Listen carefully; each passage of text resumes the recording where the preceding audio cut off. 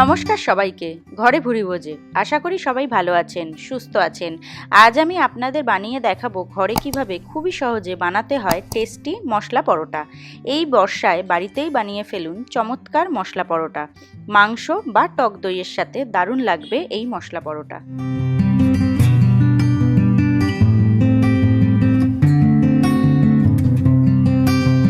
প্রথমেই আমি এই বাটির 2 বাটি ময়দা নিয়ে নিলাম।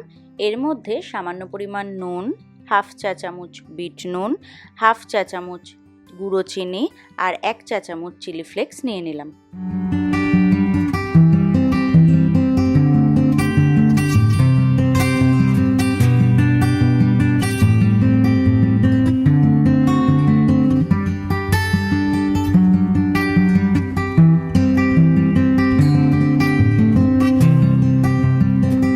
এরপর এর মধ্যে হাফ চা চামচ গোলমরিচের গুঁড়ো, হাফ চা চামচ চাট মশলার গুঁড়ো, 1 চা চামচ জোয়ান যেটা আমি হাতে ডলে এর মধ্যে দিয়ে দিয়েছি, 1 টেবিল চামচ কাসুরি মেথি এটাও আমি হাতের মধ্যে ডলে দিয়ে দিয়েছি।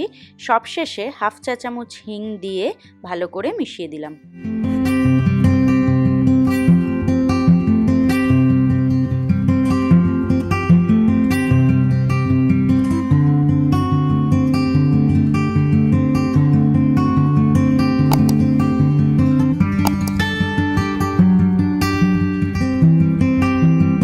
এবার এর মধ্যে 3 টেবিল চামচ সাদা তেল দিয়ে ভালো করে মিশিয়ে নিলাম।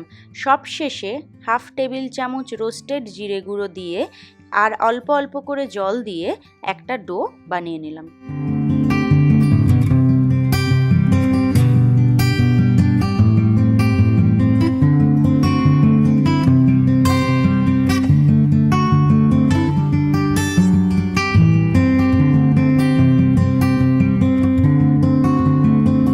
ময়দাটা মাখা হয়ে গেলে এর উপরে সামান্য সাদা তেল ভালো করে মাখিয়ে 15 থেকে 20 মিনিটের জন্য ঢাকা দিয়ে রেখে দিন। 15-20 মিনিট পর ঢাকনা খুলে ময়দাটাকে আরেকবার ভালো করে মেখে নিয়ে এর থেকে সমপরিমাণ লেচি কেটে নিলাম।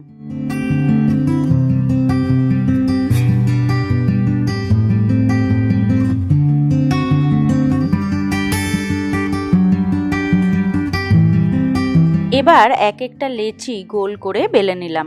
খেয়াল রাখতে হবে পরোটাগুলো যেন রুটির থেকে একটু মোটা বেলা হয়।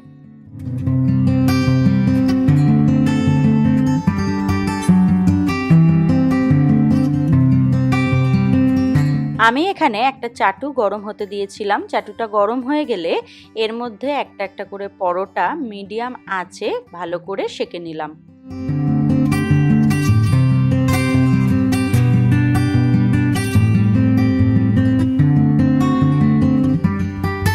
পরোটার 2 দিক ভালো করে সেঁকা হয়ে গেলে এর মধ্যে সামান্য সাদা তেল দিয়ে উল্টে পাল্টে ভালো করে ভেজে নিলাম।